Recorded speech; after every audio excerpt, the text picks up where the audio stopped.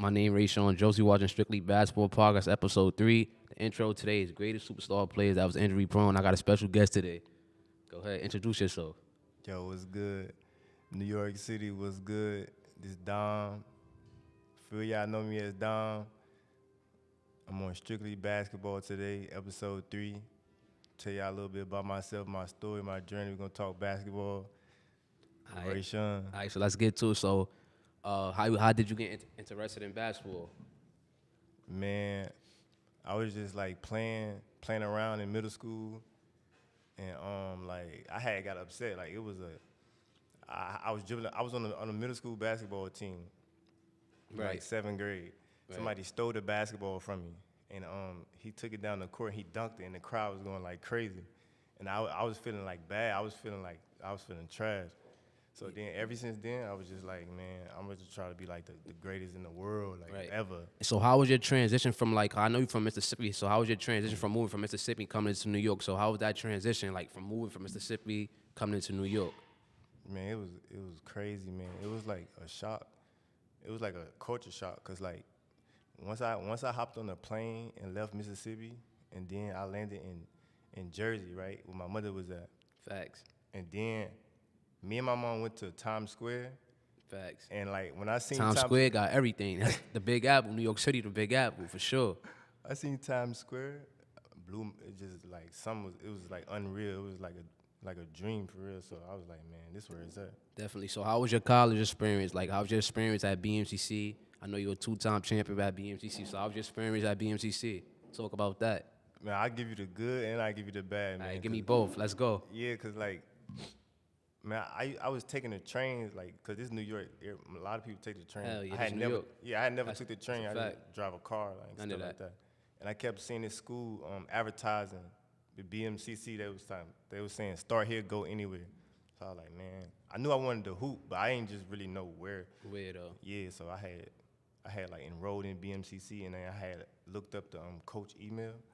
Yeah. I emailed him, and he liked it. I went to like one of the workouts. You walked on at BMCC or you got recruited there? You walked on. You was a red shirt there, right? I basically just walked on. Walked on. And then when you made the team and shit, you was wilding and killing at the tryouts, and I know you was going crazy. Yeah, cause like I had the confidence built up already from playing. You was optimistic about making the team and all that. Yeah. I had played like 4 years of high school. I had did AAU. I had did like travel teams, middle school. So I kind of like just wanted to keep like pursuing myself and like keep going to the next level. Definitely, for sure, definitely. So then Lehman, I know you transferred to Lehman. So how was that for you going to Lehman leaving BMC going to Lehman? Yeah, the main thing with Lehman was man, I had to I wanted to finish like my next 2 years. 'Cause I know I had 4 years of eligibility. Right. So I found Lehman. They had like the major that I was looking for. So what you took up in college? What was your major? At Lehman, it was recreation education. So it was like coaching. It was like sports classes and stuff. Yeah, 'cause I know you work with kids now. I know you work with the youth and all. I know you train kids now. Yeah, man. You got the youth is the next generation, so you got to take care of the next generation. That's the youth. So Yeah, that was my thing. That was my thing as far as like basketball. Like I always had that in my head, as a side. you got to inspire the next generation that's coming up, next generation of stars. You got to inspire. They got to be an inspiration, the next generation, things like that. So talk about New York City basketball. What you like about New York City basketball? Man, what it's basketball. Because you know New York City's the mecca of basketball. So Right, facts. Yeah. what's your experience playing in New York City basketball tournaments and things like that? Man, I was at it's just the mecca, like you said. I played in a few tournaments, LES. With Name BG. all the tournaments you played in. I know you played in a lot. I seen you in a lot. Yep. Yeah, I did. Well, man, LES with BG. I played in Shout out to BG, one of the best trainers in New York City, BG, and he got a gym. What's the name of that gym? He got a new gym that you can go train at. Lower East Side. Lower Yeah, he East invited Side. me over there. Yeah, he got a gym in the low. Shout out to Brian Gardenhire, Yup. BG. Another tournament, I got blessed to touch the floor, man. Dykeman. It was an influencer game at Dykeman. I was there when Jada Kiss and Styles B and them came out. The Locks came out. That was in 2021 summer. The Locks came out. Shout out to the Locks. Shout out to Jada Kiss and all of them. Shout out to the Locks. Yeah, that was crazy. I did Rucker. I did Rucker in college. Got the chip in Rucker, man. Got the chip in Rucker. And I know you played in the Bike-On Classic joint and Rucker joint last summer. Nah. That was I did That joint you played in Rucker last summer. Nah, I did Rucker in like 2017. You ain't playing through Rucker college. Park the summer that just passed by? You ain't do Rucker? Oh yeah, You did Rucker it last was summer. the That man, Bitcoin joint. Bitcoin Classic joint. Bitcoin. Yeah, Bitcoin Classic joint, yeah. yeah. So many tournaments, man. Also on Zone 6. I Zone did Zone 6, 6 too. Zone 6. The Bitcoin was good though. That I was know, for I know you did. 20,000. I know you did West Fourth. West Fourth. Everybody. I did the K. I did West Fourth a few times. I ain't do West Fourth yet. West Nah, Fourth on my list. Nah, Hopefully you this gotta, year. you gotta go to that. A lot of legends came through the cage. J.R. Smith, Brandon Jennings, Carmelo, Yeah. Smudge Parker. Shout out to Smudge Parker. A lot of greats Yeah, I came. met Smudge. A lot of greats came through West Fourth. A lot of greats. Word. I think this summer I'm gonna be in West Fourth because I met this Coach Hollywood. I think he might You never have a did team Gersh? there. You did Gersh? Nah, I never did Yeah. Gersh before. I always go to like show love and support though, like just to experience it. You know, for All right, the so culture. so where you feel like NYC basketball going? How you feel like where you feel like it's going in the future? NYC basketball, like It kind of seemed like like to a me. decade from now, like where you see NYC? Cause you know NYC basketball changed, like street ball changed a lot, especially Dykeman's a lot of one-on-ones now, and it changed. But every 10 years, every decade, street ball it changed a lot. Yeah, it looked like it's going in a great direction, man. Cause like as long as I've been here, I've been in New York for 10 years now. So like, and it kind of seemed like to me like every single summer, every year, the basketball just keeps getting better and better, and it just keeps getting Yeah, the bigger and the bigger. culture in NYC basketball is gonna always be the culture. NYC basketball gonna always be here. The culture, all that gonna always be. I ain't gonna never go nowhere for sure. Definitely. So I know you're an entrepreneur. So what's next for you in basketball? Like where you see yourself in the next 5-10 years? Yeah, as far as basketball As far as now, basketball, yeah, what's next for you? I'm just trying to like transition into more of like creating like more content now, man. That's what I'm looking into more of now because like as I keep growing and getting older and aging, I know like I can't play basketball. Yeah, that shit ain't gonna last forever at all. You feel me? Everybody got hoop dreams, but everybody ain't gonna go to the NBA. It's only 60 picks every year, so I mean, but 400 jobs. but you could always do things within basketball like this, a podcast, be a basketball trainer, a coach. There's other things you could do within basketball besides make it as an NBA player. Because you know a lot of players now think they can make it to the NBA, but they don't realize it's hard. You got to put in the work. You got to have determination. window. You got to have determination. You got to have self-discipline. For all the players that want to make it far, you got to have self-discipline, determination. You got to work hard, and you got to be consistent. If you're consistent every day, doing the same thing, consistency is the key to success in life, for sure. Yeah, so, So what else you want to get into? just more like the digital content now, man. After so long, I ain't gonna really just want all the attention, like how all the basketball and blame, glory and the fame. I'm gonna just like fall back and just like be behind the scenes and do some work behind the scenes. But I think I'm looking into like more like the content creation and stuff like that. Content, definitely. So I know you train kids in basketball. So where you working at now training kids? 'Cause I know you train kids now in basketball. So where you at now training the kids? Yeah, so I'm gonna be at a couple of schools in Manhattan and Brooklyn. It's a program called Roads to Success for all the like youth ages like middle school, high school. I'm gonna be training with them hopefully soon, probably starting in like about like 2 weeks or next month or something like that. Yeah, definitely. You gotta encourage the youth. You gotta inspire the kids, cause a lot of kids out here that's not certain kids out here is a lot of kids that be doing the wrong thing. So you gotta have to put the kids on the right path. Make sure they don't go down the wrong route in life. So you gotta always encourage them to do the right things. You gotta be that bigger influence, cause a lot of kids don't got that influence. A lot of kids doing violence in the street, doing crazy things. So you gotta be an older influence to influence the young kids that's coming up. So. And kids nowadays need positivity, like a mentor, a role model. Kids nowadays need that. Yeah, Mentorship is important. That's why I try to teach, because after I done did like over like 10 years of playing ball, like ABA. Yeah, 'cause I know you play semi-professional. Speak about your semi-professional career. Yeah. Speak about that. The ABA with Bridgeport Kings. I played a few games with them. I played a few games. I did like a little summer tournament at RSA with the Court Kings. That's a semi-pro team. Then college. That's the NCAA. Leaving this NCAA Division III. Then BMCC. Then I know you're affiliated with Roman Perez. I met Roman Perez in 2016. Yeah, shout out to Roman. I was eating Yeah, with him. shout out to Roman Perez as well. Shout out to Roman. Yeah, I was just out eating with him the other day. Him and his daughter. Yeah. Yeah, shout out to Roman. I met Roman. It's crazy. I met Roman Perez at an Apple store in 2016, and I was telling him I love basketball. I was telling him about my journey, and he invited me to a workout, and he got me in Terminal 23, the Mellow Gym. They had Terminal 23 back in 2016, 27. I'm upset they closed down Terminal 23. That gym was lit. I don't know if you've been to Terminal 23 before. That's the Mellow Gym. The Mellow Gym, they had closed it. Once Mellow left the Knicks, they closed that joint down. Terminal 23, that's where all the NBA players to go. They used to hold high school games in Terminal 23. Terminal 23 used to be lit. Yeah, I got into Barclays Center through Roman. Yeah.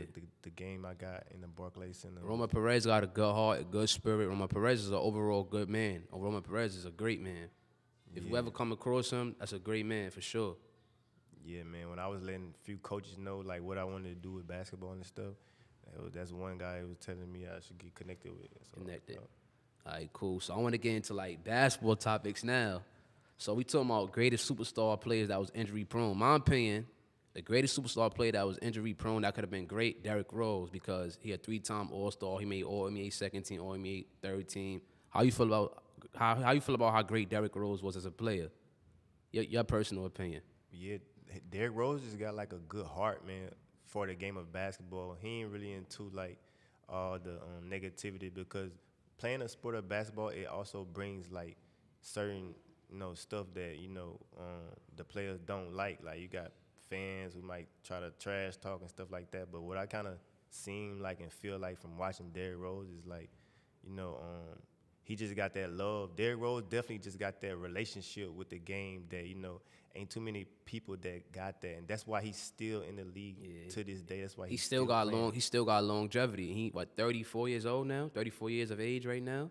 I like him because he bring a good veteran leadership presence to the locker room for the young players. So he bring that, like a good leadership role to the team. At this point, I can really see that he put his ego, because it's a lot of ego stuff. He put that to the side, he just put that to the side. And he was the youngest NBA MVP ever. He won MVP at the age 21. So that's what's great about Derrick Rose. And there was a lot of great injury. Grant Hill was a great player that was injury prone. You met Derrick Rose one time, I met right? Derrick Rose back in 2021 in the summertime. I met him it was in August. Yeah, I was able to meet him, talk to him and things like that. So it was great coming across a player like that. I met him in Battery Park. Met him back in Battery Park, Hudson River Park, things like that. He was one and done in college with the University of Memphis. He came straight out of college. He did only 1 year in college, straight to the NBA. He came in the NBA dominating. So that was so great about Derrick Rose. Word. Yeah, sure. I think Adidas gave him like a lifetime contract or something like that. Yeah, he had an endorsement with Adidas, a small sneaker endorsement with Adidas. He had an endorsement with them too, like that. Then I'm talking about how basketball relates to the real life.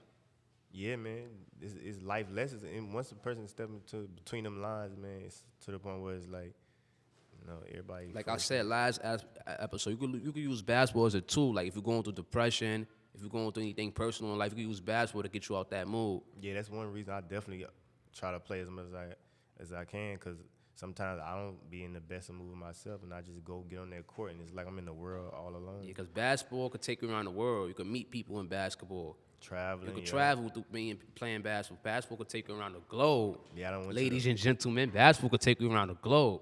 Yeah, I done went around all these boroughs in New York, man. Brooklyn, Queens, Bronx, Manhattan, man. Then they got Staten Island everywhere. Yeah, man. Basketball is great, though. Basketball keep you out of trouble. It keep you doing something constructive with yourself, positive. Yeah, what Biggie said. You got either the sling and the crack rod. You got a wicked jump shot, man. I just try to stay in that lane, man, because I knew I could have been in the streets or something else like that, and I just knew them coaches stayed on me, telling me to stay in school, keep my grades up, get in the gym, 5 in the morning, be at practice. So that kind of always like kept me out the street, and it kind of like instilled in me, like made me who I am today. Yeah, definitely. To the point where I still do it like every day. Yeah, basketball is an amazing thing. Like I started playing basketball at the age 10. I got my first trophy at 10, my second trophy at 11. High school was I went to like 4, 3 different high schools, but I was able to graduate a high school diploma, honor roll in sports, something I love. So that was amazing. That was great. That's it's like a motivational tool, because like even when I was in school, I'm knowing in my head I wanted to get on the court. So I'm thinking about I had to do this schoolwork and stuff like that first. I had to make sure I had a high GPA. It's more than life than just basketball. You got to keep them grades up, ladies and gentlemen. You got to have your academic got to be up. If you want to go to a Division I school, That's why I said, You gotta work. You gotta grind. That's why I said student athlete. Student athlete. The student is first, then the athlete is second. Definitely. So I want to get into another topic. I want to talk about Pau Gasol jersey ceremony speech. Shout out to Pau Gasol. So I was watching his speech. So his speech had me emotional because he was talking about what Kobe Bryant meant to him. Yeah, Rest in peace to Kobe Bryant, the black mama. Kobe Bryant is one of the greats. So Pau Gasol just mean like he's speaking about like what Kobe meant to him. He was able to win 2 rings with Kobe back to back, 2009 and 2010. And he feel like he would have never did it without Kobe Bryant. And Pau Gasol was a great player. So. Kobe motivated. So what Kobe Bryant meant to you? Man, when he was announcing that he was gonna retire, I started crying, like tears. That's how emotional I was. Like I'm watching the TV and he's saying like he's not gonna play them. I'm like, what? Tears going down my eyes. So that's like the impact. It's almost to a point where like Kobe was so impactful to people to the point where like even though people that Kobe had that killer mentality. That's one thing. That mama mentality. He had that. Like even though people ain't never met him or touched him before like that, but he just still impacted basketball players through his mentality. Like it's just insane. Like his work ethic. And like Kobe was a smart man. Kobe was able to speak more than one language. Kobe was able to speak Spanish, French. Kobe was very like talented. Like not even that. He got an Oscar award. Kobe Bryant got an Oscar award. That's amazing. An Oscar, like that's great. Like yeah, work ethic, man. That's what I looked at. I was like, wow, man. Yeah, so but that Pau Gasol ceremony is well deserved though for Pau Gasol. Well deserved. 6-time NBA All-Star, All NBA second team. He was great as an NBA player. Yeah, that's what he said. Like Kobe, you watched the ceremony? You watched it? I didn't see it. Yeah. I might check it out. Yeah, check it out. It was on YouTube. Kobe knew that he was good, but the thing was like with the Pau Gasol, Kobe wanted to make his teammates better, and that's like the next level, man. That's like the next level, trying to make the next person better. Yep. Trying to make encourage the next person. Yep. Make the people around him better. Once he figured out he could do that, then it was like a game over. Then. Yeah, shout out to that. And I want to get into another topic. Ja Morant, that Ja Morant situation, him being suspended for flashing a weapon on IG Live. I just feel like him as an athlete, as a player, he needed to hold himself more accountable. But he took full accountability for that. He said, "I was wrong. I need help." How you feel about that Ja Morant situation? How you feel about that? Let's talk about that. Yeah, as long as he, realizes, like, man, at a certain point, like, once somebody reach a level of superstar status, man, it's time to put the guns down. It's time to, like, switch it up a little bit. It's time to turn the gangster mode off a little bit, man. So. Yeah, because it's more than life than just being a tough guy. Like, you in the NBA, you getting paid millions of dollars. You're a superstar player. And Ja Morant pops, his father need to talk to his. I don't feel like the father need to talk because at the end of the day he a grown man. He gotta make his own decisions. But his father, he got his father as well. So yeah, man.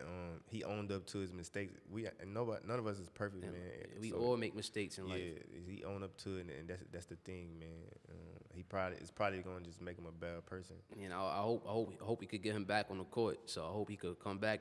The Memphis Grizzlies are number 3rd seed in the Western Conference right now. Shout out to the Memphis Grizzlies. They doing a great job this year. They're the 3rd seed in the Western Conference. Memphis Grizzlies doing good this year. So they doing their thing this year, things like that. All right, so my name is Rayshawn Joseph. Thanks for watching Strictly Basketball Podcast Episode 3. Subscribe to my YouTube channel, my Facebook, everything. Yeah, man, I'm Coach Don. This is Coach Don, man. Coach Don, Mr. Tucker on Instagram, man. Y'all can follow my page. I'm trying to get this YouTube up and running too, man. Thanks for having me on Strictly Basketball, man. Ball is life. All right, we out. All right.